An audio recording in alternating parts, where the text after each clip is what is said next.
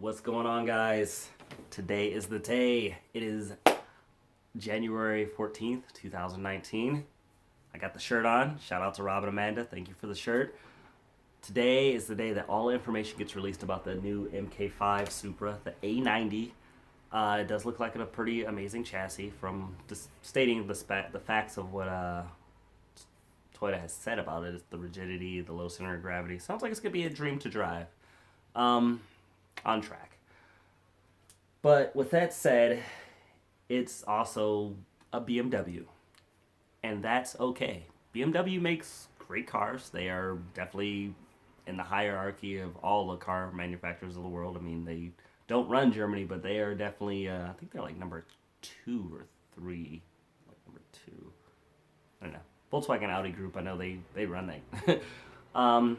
So with that said, though, BMW is okay car manufacturer. I have a really good friend and his family. They live in Atlanta, and he works at a BMW dealership down there. And he makes a pretty substantial amount of money, and he's been able to make his living off of working on BMWs.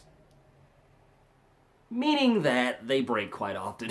He's a very smart guy. Don't get me wrong. He deserves every inch of success that he has because he was way smarter than me in tech school. Shout out Jake. Great times, but they do have their quirks.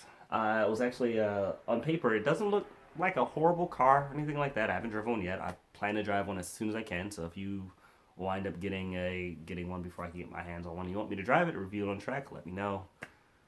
Get at me online. But I have driven quite a few M4s, M3s on track and on street, and they're not bad cars.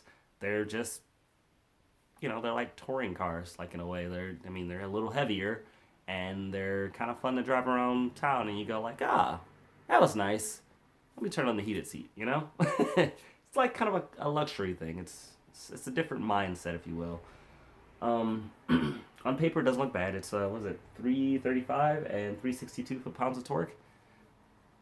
Not horrible, but the 362 foot-pounds of torque comes in at like almost idle, like. I want to say, what is it, like 1,500 RPM, and just straight to the top. So just up and over straight. So if you ever driven like any of the new BMWs or any of the new, Audi, Volkswagen, like the GTIs or any of that stuff with the turbos on them, like same thing. Just puts you in the back of the seat. It's not necessarily fast, but it gives you the impression that it's quick, and that's the thing. Fast is like a state of mind, if you will. And quick, you gotta, that was kind of, a little peppy, look at that. The weight they're saying is going to be like 3,300 pounds, so that's actually not horrible. I mean, from a modern day car standpoint, that's not too bad. I mean, it's still not as heavy as, a GTR. Always heavier. Anyway, so on paper, this should actually be the fastest Supra stock for stock ever made. I know it's hard to say that, but the MK4 had a lot of potential. The MK3 obviously had a lot of potential. This one, I'm feeling like the potential is going to be slightly lower, just based on what I talked about with my friend about the motor. I know these motors definitely can be built and done some things too, and I mean, every motor can, everything can be fast depending on how much money you want to put into it. So this is just a little bit different. Like the MK4 Supras with the 2Js and the 7Ms, even the 1Js, like you put a downpipe on it and you're getting like, you're getting 10 horsepower right there, 10 to 15 horsepower, almost 30 foot-pounds of torque, just like that, Just a quick spool, 30 foot-pounds of torque, and bang. You're like, oh wow, that made a difference. And you don't have to do anything with like electronic-wise. So that was always the allure with that, just cheap, easy speed, And with this, I feel like it's going to be a little different. So, that is what it is. They didn't build this car for enthusiasts like myself. It's okay, meaning that it does come with an 8-speed automatic transmission. It's all right. These new automatic transits aren't the yesteryear like your grandfather used to have in the the station wagon, just complete disappointment. These ones, they have some little flappy paddles to it and probably some quick shifting technology. in there, and I'm sure they get you great gas mileage and great gear ratios for highway driving and torque. So, you don't have to make the sacrifice of like, oh man, I got great, got great acceleration, but the highway I'm doing like 4,000 RPM at 65 miles an hour. I have a differential that does that in my Supra, but it's a thing. The looks are subjective. Some people like it, some people don't. That's how it goes.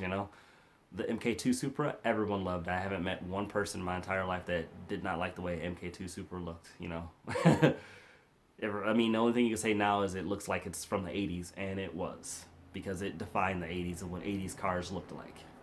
Because it looked that good in the 80s.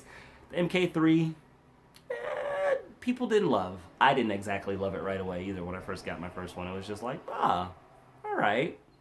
I like it. It grew on me, obviously. The MK4 Supra, people hated the way they looked when they came out. Like old wide mouth having, not needing a body kit for a front intercooler, catfish with the little thing sticking out, got the target eyebrows, like wide booty, childbirth, and hips. But that became a style. That's the thing. Like people fell in love with it because of that was the thing to look like at that point. Like you fell in love with the performance, the potential of the performance of that MK4, and just the fact that like, wow, this car is actually, it gets down. Like it was all functional. So time will tell with the new MK5. People love it, don't love it, things of that nature. And I'm sure there'll be body kits and things people will change and whatnot. That'll be good. But back to this automatic transmission. Automagic. A lot of people are complaining because like, oh, sports cars should have automatics, blah blah blah. They don't make sports. They don't make cars catered to like a small group of people anymore because they want to sell cars because people want bigger offices, people need pay raises, people want to do these things within these car manufacturers, and that's the only way to do that is to by selling things and making numbers and things of that nature. So yes, you can make one car that's amazing and it'll sell like 20 units. Or you can make one car that's like meh and it sells 500,000. Yeah, you're gonna do the one that sells 500,000. Like people want to say like, oh, Toyota's the best thing, the Supra's the best thing that ever came out of Toyota. I say the 95, 96 Camry. Like I guarantee you can't go one day without seeing one. I don't give a don't care what state you live in, Alaska, Michigan, you will see that generation Camry because it is just going to be around that long. They'll probably be in tan too. They're always in tan.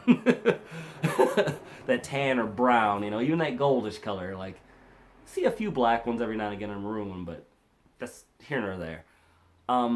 They make cars for people that buy them like that. So those cars obviously sold millions and millions and millions of units, and a lot of them were automatic. So they got a lot of information from that. People don't know how to drive stick shift anymore. I very, very rarely do I find someone that knows how to drive stick shift or wants to even learn how to do it. So if you want to learn, let me know. I'll totally teach you how to drive in one of my Civics or you drive the Integra or whatever. You probably won't be able to hurt it because driving stick shift isn't really that hard. And it's a thing. So if you don't know how to drive stick yourself, or if your husband doesn't know how to drive stick, or if your wife doesn't know how to drive stick, teach them. Like, let them learn. Teach your kids how to drive stick shift. Please, please. It's a thing, there's a lot of benefits to driving stick shift, and people don't do it because, for fact of the matter, that Americans have been being called lazy, and we like to drink coffee and drink drinks while we're driving. And you can do all those things while driving. I do all those things in all my cars while driving. I still drink coffee or a Monster or anything like that while I'm driving, even without cup holders. It's able to be done. I understand. But the fact is that you gotta teach people what they don't know, So it comes down to what people want out of their cars and things like that. That's why you see a lot of boring like SUVs or vans or things of those natures. Like you go like cars used to have so much more soul back in the day, or just feelings to them. Like anything with like electric power steering, you're like, oh, this is just, I can't feel anything. But in a lower end car, they don't build that in because Joe Schmo isn't gonna know it. But you get into like a Porsche or Ferrari that has electric power steering, you feel it. You're like, oh wow, they really took their time to develop this. So the technology is there, and it's not even a price point. It's not even a price point. The components are exactly the same. The programming can be downloaded and uploaded and done. It's the fact that people don't know. The masses don't necessarily want that. So I gotta say, I'm part of the problem. I have never purchased a new vehicle from a dealership, and anytime like a dealership tries to force their new crap on me, I usually react by saying, no, I don't want your new crap because I know it's crap. That's why I haven't bought a new vehicle. However, if you're in a position to buy a new vehicle and you want to let the dealership know what you want, let them know by the numbers. Let them know in the numbers, the masses, like, we need to have this happen. Um, so with that said, yeah, so like I was talking to my buddy about the new Z4 or the Z4 engine. He's saying that it's not really a hot rod motor, so basically don't look forward to working on this with your friends, like, you know, pulling off the plastic cover and going, yeah, we're gonna install this, this, and this. You're not gonna be doing that. Um, he says there's actually no carbon buildup on these, so with the direct injection, which has been known to be a problem from a lot of other vehicles, carbon buildup is a thing. And it can keep your stuff from, cold morning misfires are a real thing. And even if you use 93 octane premium nitro, Shell gasoline, still builds up, man.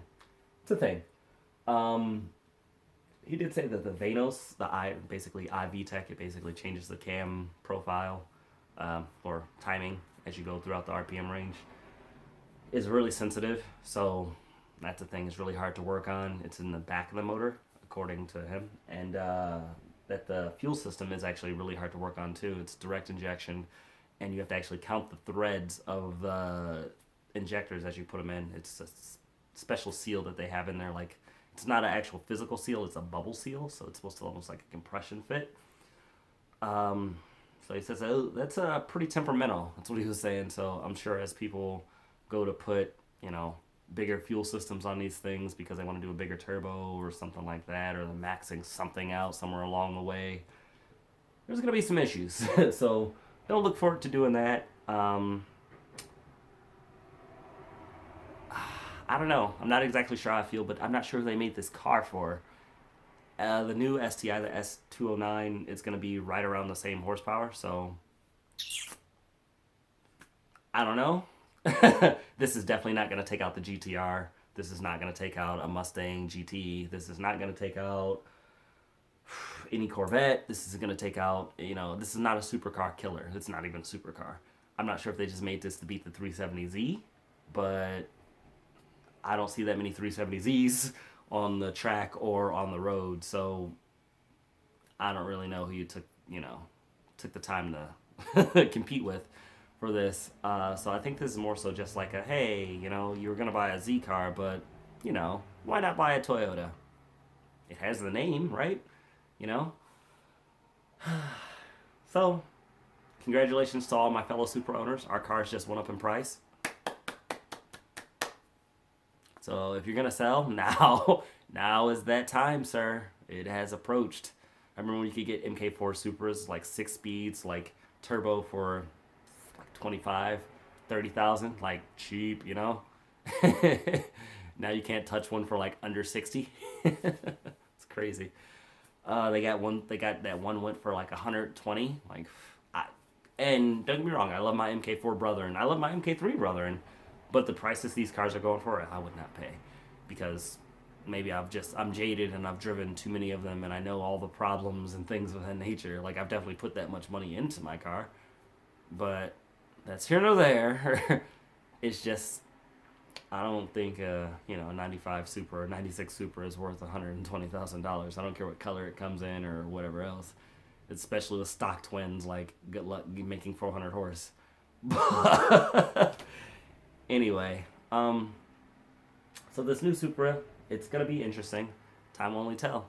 I mean, I'm sure the chassis will be fantastic, but I don't think it's going to be really track focused, and I don't think it's not going to do anything awesome. It's going to do everything okay. It's going to probably get decent gas mileage. It's probably going to, be kind of roomy. I mean, it is a 2-seater, so you probably fit 2 people in there comfortably. It's going to be kind of sporty. It's going to, kind of put out some decent power and have a decent resale value. Like, it's not going to be a complete failure in any, you know, market or bubble, but it's not going to do anything really well. Like, no one's going to write, you know,